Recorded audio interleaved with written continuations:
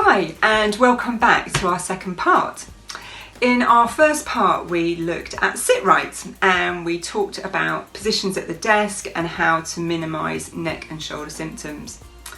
And in our second part we are looking at that again with stretch right, and we're going to look at 3 little exercises that you can do through your day to try and minimise neck and shoulder symptoms. Ideally, we want you to break off from your desk through the day. I really don't want too many exercises happening at this desk and at this workspace. I want to move you away.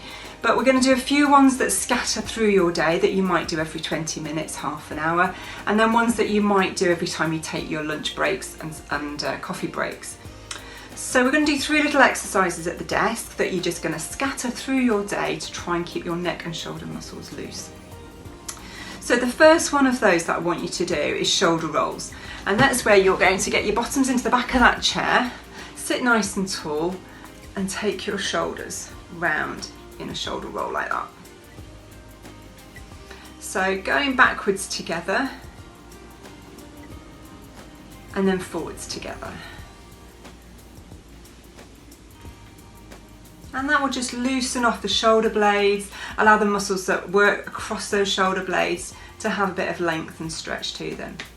Similar thing, but we're going to do alternates. So you're going to take one side back and one side forwards.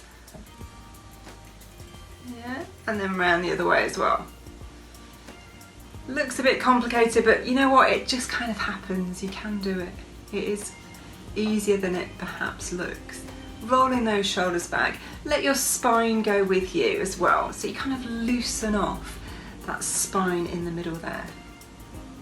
Okay, and your third little exercise is just for your neck, and we're going to take the neck from side to side in a kind of scoop fashion. So you're going to drop your face down to your left side, go across the middle and up to the right side there, and then drop down again. Okay, down you go, across the front and up and drop down again and back up. We're never going to do exercises where we go around in a complete circle, and we're certainly not going to do ones where we rotate quickly side to side. Just doing that scooping one is enough to put stretch into these side muscles here, which are the ones that get very tight as we're forward over our desks. But hopefully we're not too forward because we listened to our first part really well and we're pulling all of that together and we're sitting at our desks nicely. Next time we are going to look at some mat work, which we will need a bit of space for, and some sort of yoga stretches that I think will be really helpful for you. Now I know most people will think, oh, yoga, not really my thing. But these are really simple, and actually they will give you a lot more flexibility in your spine and prevent issues. So really worth staying with us, and we'll catch up with those in a minute. Right, so I've given you the 3 exercises that I want you to do at your chairs through your day, just to keep everything loosened off, and you can scatter those through your day. These 3 exercises I want you to do as break-off exercises. So I want you to move away from your desk environment, find another bit of space, sitting room floor, bedroom floor, hallway, whatever you like, just to complete 3 other little exercises to keep your spines flexible. So the first one of those exercises I quite like you to do in kneeling like this if you'd like to. If you can't kneel down, you can do it sitting on the edge of a chair or on the edge of your bed. And all I want you to do is bring your arms up and do some turning. So we're going to go round to the left and round to the right. Yeah. If you can't get your arms in that position, that's fine. You can cross your arms over and do your turn that way. And round you go.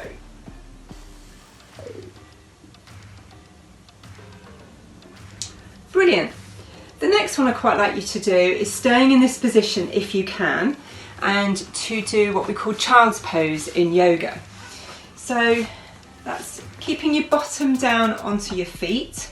If you can't, you can put a cushion in underneath here just to raise you up a bit, that's okay.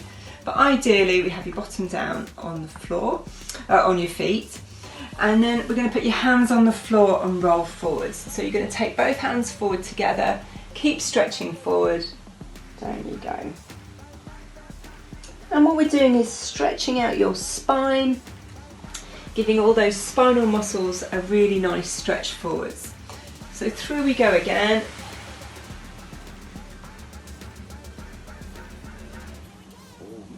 And bring that back. You might find it more comfortable to do with your knees apart, that's fine. So you can take them about 6 to 8 inches apart, the width of your mat. And again, you can drop through and go a bit lower. Great, and bring yourself back.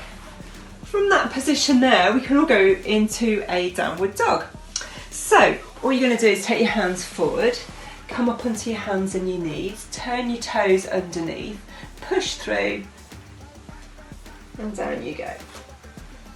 So you can take your feet a little bit further apart. Your hands should be the same width as your feet apart, and trying to get those heels to go down, dropping your head through the gap, having a lovely stretch.